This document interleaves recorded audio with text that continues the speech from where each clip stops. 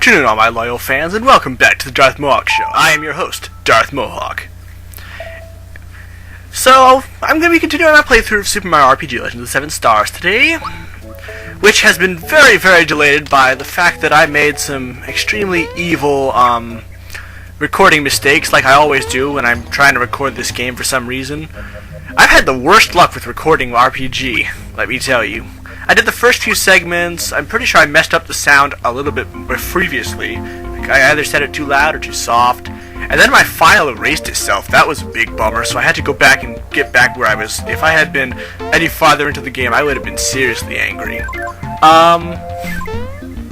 So I'm finally posting or speaking now because the thing is, I really didn't like the fact that I had to re-record myself speaking when I had already had some pretty good dialogue already.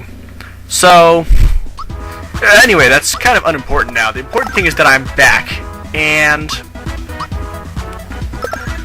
so now I've entered, I forget exactly what this thing is called, where I am, but, I can't really check because I'm recording now. But it's the next area after you finish with Midas Way. I think it eventually leads to Rose Town is the place. And my party hasn't changed significantly. I think it might be Rose Way. I forget. I think it says something on the map screen. I should have been paying more attention instead of blabbing on and on about my reasons why or why not I didn't do things.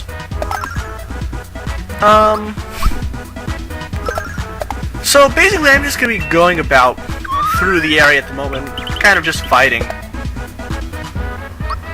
For some reason, these enemies aren't especially dangerous, especially at the level I am now, which isn't really all that much higher than it needs to be, but it's plenty good enough. So, I do some fighting in this segment.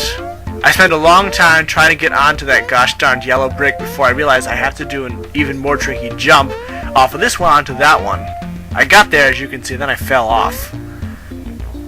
It's because it's 3D and the fact that everything's in like isometric view, which makes RPGing it rather more difficult. I'm going to be standing on top of it in just a second, waiting, aren't I? I could skip that if I wanted to, but I've got 6 segments almost exactly, so I don't need to.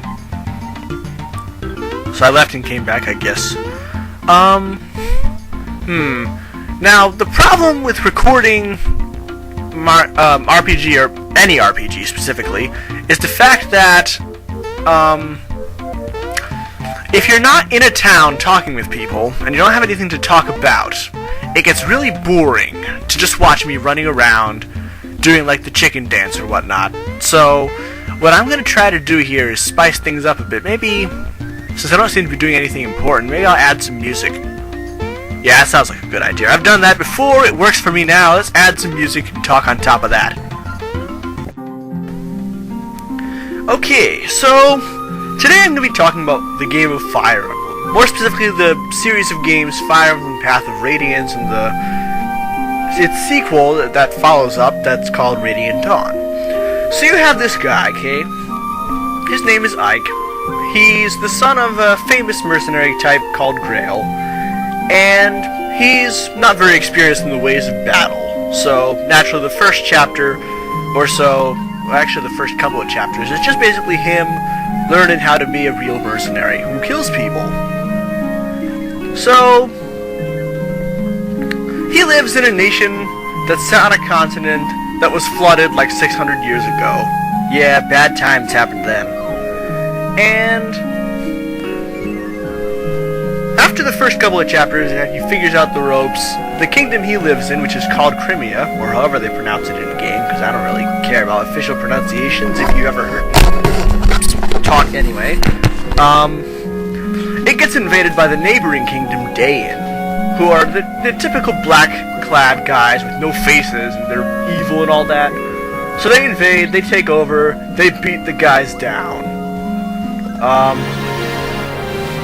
And Ike and his company eventually discover the lost princess of the Crimea, because the king is dead now, duh. You really don't expect that he'd actually allow someone to live who would possibly rule the kingdom. No, Ashnard killed people. So he invades, and Ike finds the princess, but the Danes demand her back so they can, kill her and such.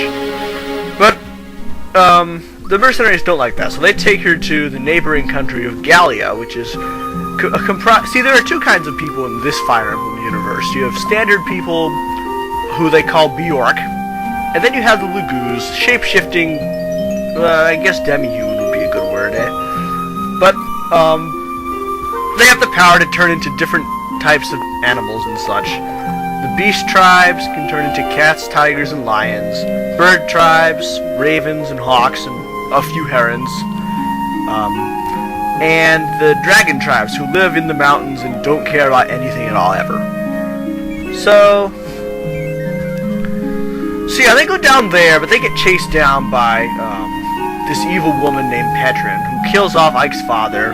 No, that's not right. She fights Ike's father, but Ike's father is like this enormously strong guy, so he beats her down, plus axes beat lances anyway.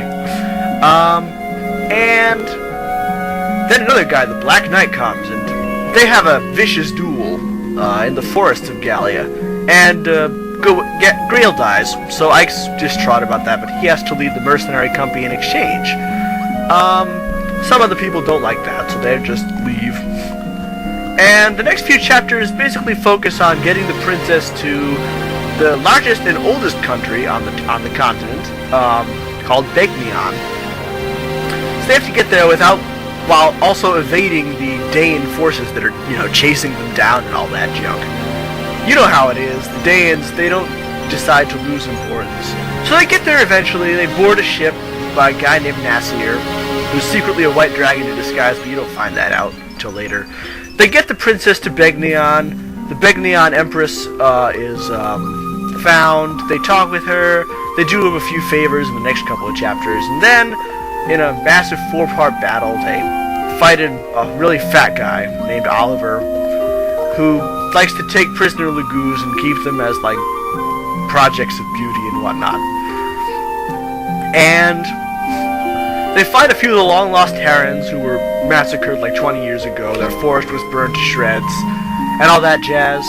And, well, good stuff happens at that point. Ike gets promoted to a lord, so he can lead the combined army so that the princess can take back her country. I haven't even named her. Her name is Elincia, but I should have mentioned that earlier. So yeah, Elincia gives Ike the title of lord, so he can lead the armies without being like some kind of just a mercenary and all that jazz. And so then they start their slow and epic march back towards Dain. They get there, Ashnod's not there, he's obviously in the Crimean capital now. More plot progresses. Eventually, Ike gets his chance to revenge his father. Stuff happens, and the country is saved. Duh. I mean, this is a video game. Of course, the game is going to end on a good note, unless it was one of those weird games where it doesn't. But there are only a few of those, and I don't know anything about them. So then, in the second game, more stuff happens. You go to the destroyed Dain, who is just not evil. It just has a bunch of evil people in it. So the king is dead, it's fallen into disrepair, Begnion took over, and apparently there are evil people in Begnion too, who are oppressing the citizens. So, now you enter the silver-haired maid, Micaiah.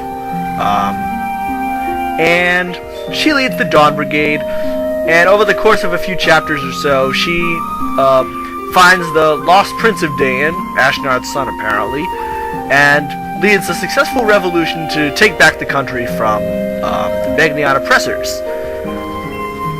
In the meantime, Elincia is having trouble with the nobles, who are apparently the source of all evil in every single instance ever. So she has to fight off a uprising from a guy named Ludwig, who wants to take the kingship for himself, but disguises his ambitions with secrecy and cunning and all that junk. So she fights them off, and just as her childhood friend would be killed off, Ike and his mercenaries come and save her again. And then the plot is hijacked by Ike because we follow him for a long time as he joins with the Laguz forces who are attacking Begnion because apparently it's the senators once again who are in the fault for destroying everything. Stuff happens, and then the Fire Emblem, which is important in every Fire Emblem game. In this case, it takes the form of a medallion that is kept by Ike's younger sister, Mist, or it was, before she returned into the hands at the conclusion of the last game. And I'm not going to have enough time to finish my jazz, but yeah, stuff happens, a god is killed, a winner are you. You should really try it.